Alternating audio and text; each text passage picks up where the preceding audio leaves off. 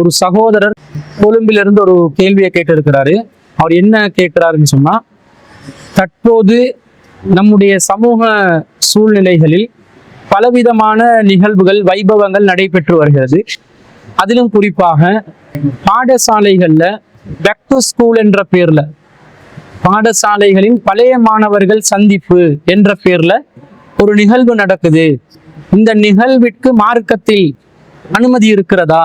இந்த நிகழ்வில் பங்கு பெறுவதற்கும் கலந்து கொள்வதற்கும் மார்க்கத்தில் அனுமதி இருக்கிறதா என்று கேட்கிறார்.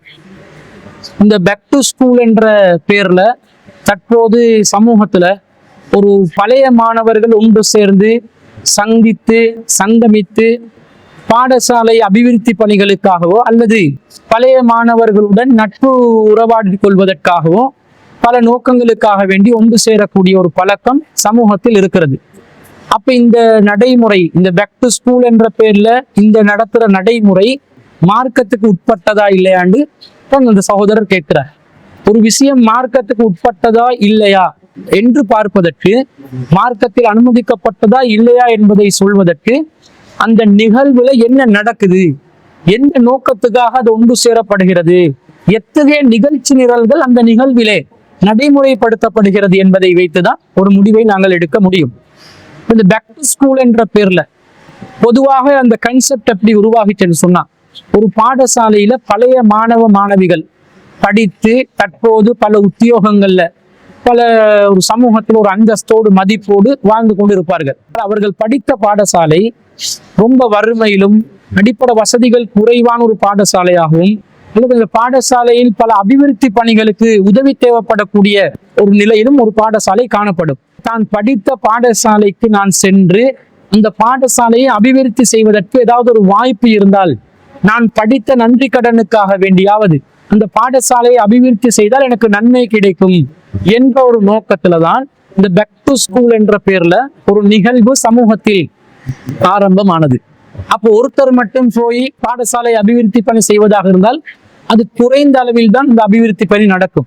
அப்ப இது போன்று தன்னுடைய காலத்தில் படித்த பல மாணவர்களை ஒன்று சேர்த்து படித்த பாடசாலையில என்ன குறைபாடு இருக்குது, எந்த அபிவிருத்தி பணியை நாங்கள் தற்போது மேற்கொள்ள வேண்டும், கல்வியை மேன்மைப்படுத்துவதற்கு அந்த பாடசாலைக்கு எந்த விதத்தில் நான் உதவலாம் என்ற வகையில ஒருத்தர் சிந்தித்து பல மாணவர்களை ஒன்று திரட்டி அந்த சமகாலத்துல படித்த மாணவர்களை சேர்த்து கொண்டு இந்த அபிவிருத்தி பணியை நிறைவேற்றினால் சிறப்பா இருக்கும் என்ற கருத்துல ஒன்று கூடினார்கள் என்று சொன்னால், அப்படி ஒன்று கூடி அந்த பாடசாலையில என்ன குறைபாடு இருக்குது அதை பார்த்து பொருளாதார ரீதியாகவோ அல்லது மனித வளங்கள் ஊடாகவோ அல்லது வேறு விதத்தில் அந்த பாடசாலையில் முகம் கொடுக்கக்கூடிய ஒரு பிரச்சனையை தீர்க்கக்கூடிய விதத்திலோ ஏதாவது ஒரு நன்மையை செய்வார்கள் என்று சொன்னால் மார்க்கத்துல இது தடுக்கப்படாது. ஏன்னா அல்லாஹ் தஆலா குர்ஆன்ல நமக்கு சொல்கிறான், வத்தஆவனு அலல் பிர்ரி வத்தக்வா, நீங்கள் நன்மையிலும் இறையச்சத்திலும் ஒருவருக்கொருவர் உதவி செய்து கொள்ளுங்கள். வலா தஆவனு அலல் இஸ்மி வல் உத்வான், தீமையிலும் வரம்பு மீறும் காரியங்களிலும் ஒருவருக்கொருவர் உதவி செய்து கொள்ளாதீர்கள். வத்தகுல்லாஹ, அல்லாஹ்வை அஞ்சிக் கொள்ளுங்கள். இன்னல்லாஹ ஷதீதுல் இகாப், அல்லாஹ் கடுமையாக தண்டிக்கக்கூடியவன் என்று திருக்குர்ஆன்ல 5வது அத்தியாயத்தில் 2வது வசனத்துல அல்லாஹ் சொல்றதை நாங்க பாக்குறோம்.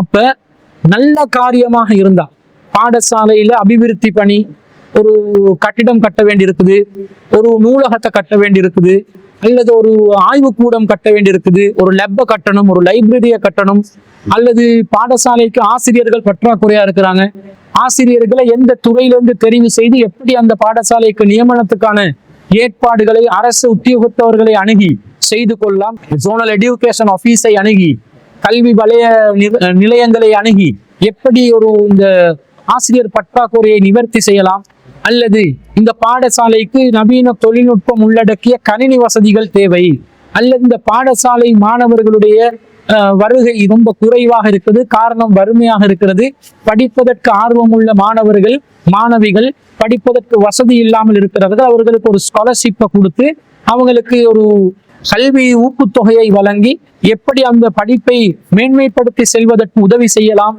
இது போன்ற காரியங்கள். அல்லது அந்த பாடசாலையில அதிபர் அந்த பாடசாலையை வழிநடத்துவது ரொம்ப கொடூரமாக இருக்கிறது, மாணவ மாணவிகள் மத்தியில ரொம்ப கடுமையா நடந்து கொள்றாங்க, எனவே ஒரு புதிய ஒரு அதிபரை அந்த பாடசாலைக்கு நாங்கள் நியமனம் செய்வதற்கு ஏற்பாடு செய்தால் அந்த பாடசாலையை அபிவிருத்தி செய்யலாம். இது போல எந்த ஒரு விதத்தில் அந்த பாடசாலைக்கு உதவி செய்யலாம் என்றதை பார்த்து சதக்காவாகவோ சதக்கத்துல் ஜாரியாவாகவோ மனித வளத்தினூடாகவோ நாம் உதவி செய்வது மார்க்கத்துல நமக்கு வலியுறுத்தப்பட்டிருக்கிறது. அது பாடசாலைகள்ல எந்த இடத்துக்கும் செய்யலாம். நாம படிச்ச பாடசாலைக்கு மட்டுமல்ல, படிக்காத பாடசாலைகளுக்கும் செய்யலாம். முஸ்லிம்களுக்கு மட்டுமல்ல, முஸ்லிம் அல்லாதவர்களுக்கும் செய்யலாம். இதுல மார்க்கத்துல எந்த பிரச்சனையும் இல்லை. ஆனா இன்னைக்கு பேக் டு ஸ்கூல் என்ற பேர்ல நடக்கிறது அதுதான் இன்னைக்கு நடக்குதா? இன்னைக்கு என்ன பண்றாங்கன்னு சொன்னா, பழைய மாணவ மாணவிகள் சங்கமிக்கிறோம் என்ற பேர்ல மார்க்கத்துல உச்ச வரம்பை மீறக்கூடிய ஒரு அனாச்சாரம் முழுவதும் காணப்படக்கூடிய நிகழ்வாக பார்க்கிறோம். பாட்டு படிக்கிறதும் ஆடுறதும், முக்காடுகள் இல்லாமல் ஹிஜாபை பேணாமல் ஆண்கள் பெண்கள் என்று எல்லாரும் சேர்ந்து ஒன்றாக கலந்து கேக்க கொண்டு வந்து வெட்டுறதும், ஒருத்தர் வாயில இன்னொருத்தர் ஊட்டி விடுறதும் என்ற பேர்ல 40-50 வயசு கிழடுகளும் கிழவிகளும் 15-16 வயசு ஒரு மாணவன் மாணவியுடைய நினைப்புல மொத்தமாக வந்து அவங்க இளமை அப்படியே அவங்களோட வாழ்க்கையில முதுமை அடைந்தவர்கள் அப்படியே ஒரு சிறு வயசுக்கு வந்த மாதிரி ஒரு தோற்றத்துல பல அனாச்சாரங்களை நிகழ்த்துகிறார்கள். இதுல எல்லாம் என்ன நடக்குது தெரியுமா? இந்த பேக் டு ஸ்கூல் என்ற பேர்ல சங்கமிப்பவர்கள் எல்லாம் அவங்க மார்க்கத்துக்கு முரணான இந்த காரியங்கள் ஈடுபடுறதோடு மட்டும் இல்லாமல் அவர்களுடைய தொடர்பு எண்களை பரிமாறிக்கொள்கிறார்கள். வாட்ஸ்அப் குழுமங்களை ஆரம்பித்துக் கொள்கிறார்கள். இப்படி வாட்ஸ்அப் குழுமங்களை ஆரம்பித்தால் அல்லது தொடர்பு இலக்கங்களை பரிமாறிக்கொண்டு கருத்து பதிவதற்கு ஆரம்பித்தால் ஒவ்வொருத்தர் பர்சனலா கண்டக்ட் ஆகி என்னுடைய பழைய நண்பி, என்னுடைய பழைய நண்பன் அல்லது என்னுடைய பழைய காதலன், என்னுடைய பழைய காதலி என்று சொல்லி ஒவ்வொருத்தருடைய பிரச்சனையை கேட்க ஆரம்பிக்கிறாங்க. கடைசி அதனுடைய உச்ச வரம்பு எங்க போயிட்டு நிக்குதுன்னு சொன்னா, ஒவ்வொருத்தரும் தனிப்பட்ட முறையில ஒரு குடும்ப வாழ்க்கையில் உள்ள பிரச்சனைகள், தன்னுடைய சோக கதைகள், சோக கதை, சொன்ன கதை, சொல்லாத கதை, எல்லா கதையும் சொல்லி தவறான உறவுகளில் அவர்கள் தவறான நட்புகளையும் தவறான தொடர்புகளையும் கள்ள காதல்களையும் உருவாக்கக்கூடிய ஒரு சூழ்நிலை உருவாகி கொண்டு இருக்கிறது. அபிவிருத்தி பணி நடக்குதோ இல்லையோ, இவங்க 2 பேரும் சேர்ந்து கள்ள உறவுல முழு ஒரு மனக்கோட்டையை உருவாக்கி கட்டி ஆளுவதை நாங்கள் பார்க்கிறோம். அப்ப இந்த மாதிரி ஒன்றுக்கு மார்க்கம் அனுமதிக்குமா? இது என்ன நடக்குதுன்னு சொன்னா, ஒரு வரம்புக்குள்ளே ஒரு குடும்ப கட்டமைப்புக்குள்ளே ஒன்று சேர்ந்து வாழ்ந்தவர்கள் அந்த குடும்ப கட்டமைப்பு அப்படியே தகர்த்து விட்ட மாதிரி, என்னுடைய ஃப்ரெண்டு தானே, படித்த சக மாணவன் தானே, அவரோட பேசினா உங்களுக்கு என்ன பிரச்சனை, கணவனோட மனைவி சண்டை பிடிக்கிறதும் மனைவி கணவனோட சண்டை பிடிக்கிறதும், நீங்க அவளோட பேசுறீங்கன்னு கேட்டா என் கிளாஸ் ஃப்ரெண்டு, என் கிளாஸ்மேட்டு, அவளோட சேர்ந்துதான் நான் படித்தேன், அவள் தான் எனக்கு நிறைய உதவி செஞ்சா, நோட்ஸ் தந்தான்னு சொல்லி இந்த நோட்ஸ் தந்தவள்கிட்ட இவர் வாட்ஸ்அப்ல மெசேஜை போட்டு இன்னும் பல நோட்டுகள் அனுப்பக்கூடிய நிலைக்கு இப்படி எல்லாம் மாறுகிறது என்று சொன்னால், இப்படிப்பட்ட ஒரு அனாச்சாரத்தை இஸ்லாம் அங்கீகரிக்குமா? அங்கீகரிக்காது. பேக் டு ஸ்கூல் என்ற பேர்ல பெரும்பாலும் பக்க விளைவில மொத்த விளைவாக இந்த கள்ளக்காதல் தொடர்புகளும் அனாச்சாரங்களும் நிகழ்வதை நாங்கள் பார்க்கிறோம்.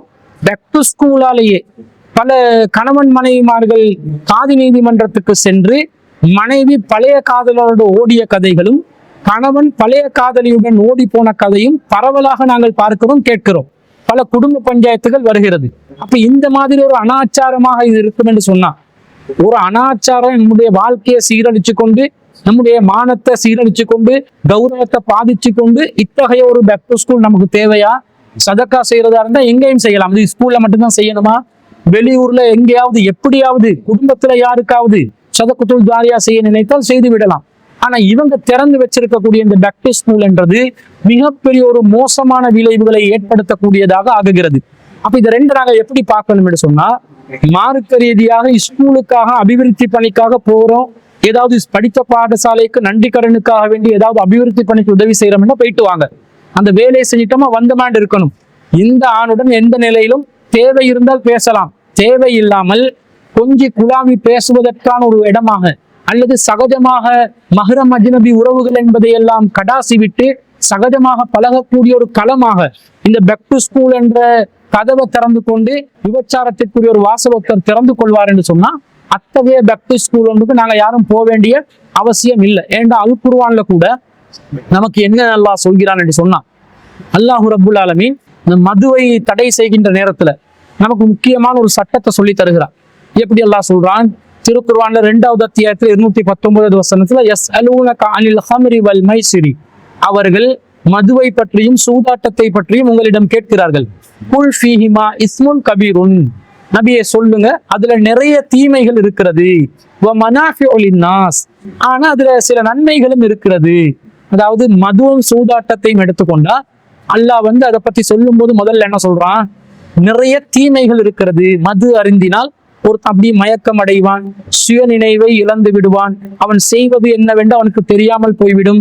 அவன் குடிச்சிட்டு கட்டில இருப்பதா நினைப்பான், ஆனா காணுக்குள்ள விழுந்து கிடப்பான். அவன் 2 காலில் நடக்கிறதா நினைப்பான், ஆனா 4 காலில் தவந்து கொண்டு செல்வான். அவன் ஆடை அணிந்து இருப்பதாக நினைப்பான், ஆனா அம்மனக்கட்டையோட திரிவான். இந்த மாதிரி தன்னை ஒரு பைத்தியக்காரனாக ஆக்கிக் கொள்ளக்கூடிய அளவுல அவன் மாறி விடுகிறான். பொருளாதாரத்தை இழந்து விடுகிறான். தொடர் பழக்கத்துல மது அருந்த ஆரம்பித்தால் அந்த மதுக்கு அடிமையாகி மது இல்லாமல் வாழ்க்கை இல்லை என்ற நிலையில அவன் நோய்வாய்ப்படுகிறான், அப்படியே நாசமாகி போகிறான். இந்த மாதிரி தீமைகள் இருக்கிறது.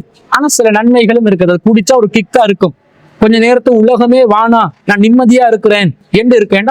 அந்த மூளோட பேலன்ஸ் அவன் இழக்கிறதுனால அவனுடைய இயல்பான கவலைகள் பிரச்சனைகள் எல்லாம் அவனுக்கு மறந்து விடும். மைண்ட் ரிலாக்ஸ் ஆகுதுன்னு அவன் நினைக்கிறான். அப்ப இந்த மாதிரி சில நன்மைகளும் இருக்கத்தான் செய்து. இதே மாதிரி சூதாட்டத்திலையும் அதிகமான தீமையும் சில நன்மைகளும் இருக்கின்றன. ஆனா அதிலே இருக்கக்கூடிய தீமை அதிலே இருக்கக்கூடிய நன்மையை விட அதிகமாக இருக்கிறது. எனவே நீங்கள் இதை விட்டு விலக வேண்டும் என்று அல்லாஹ் சொல்கிறான். அப்ப மதுவை அல்லாஹ் தடுக்கும் பொழுது நன்மையும் இருக்கிறது, தீமை அதிகமாக இருக்கிறது.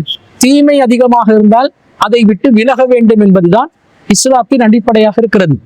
அப்ப இந்த பேக் டு ஸ்கூல் என்றதுல நன்மைகளும் இருக்கிறது, தீமைகளும் இருக்கிறது.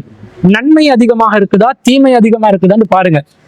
நன்மையை மாத்திரம் அடையக்கூடிய விதத்தில் தீமையில் பங்கு பெறாத விதத்தில் நன்மையை செய்து விட்டு வர முடியும் என்று சொன்னால் தாராளமாக நீங்க அந்த நிகழ்வில் கலந்து கொள்ளுங்கள். இல்ல இதுல போனா தீமைதான் அதிகமாக தெரிகிறது, நான் தீமைக்கு உட்படுத்தப்பட்டு விடுவேன், எனவே நான் இதை விட்டு விலகிக் கொள்வேன் என்று நினைத்தால் அந்த தீமை நிறைந்த ஒரு பேக் டு ஸ்கூல்ல இருந்து முற்றிலும் முழுதாக நீங்கள் விலகிக் கொள்வதுதான் உங்களுடைய இறையச்சத்திற்கு அது தோதுவாக அமையும் என்பதை நீங்கள் விளங்கி கொண்டு இந்த பேக் டு ஸ்கூல் கான்செப்டை நல்லத்துக்கு மட்டுமே யூஸ் பண்ற மாதிரி தீமையான காரியங்கள், அனாச்சாரங்கள், கூத்து கும்மாளங்கள், மார்க்கத்துக்கு முரணான விபச்சாரம் போன்ற எந்த ஒரு விஷயம் அதுல நடைபெறும் என்றால் அதை முற்றிலும் முழுதாக தவிர்க்கக்கூடியவர்களாக நீங்கள் மாறிவிட வேண்டும்.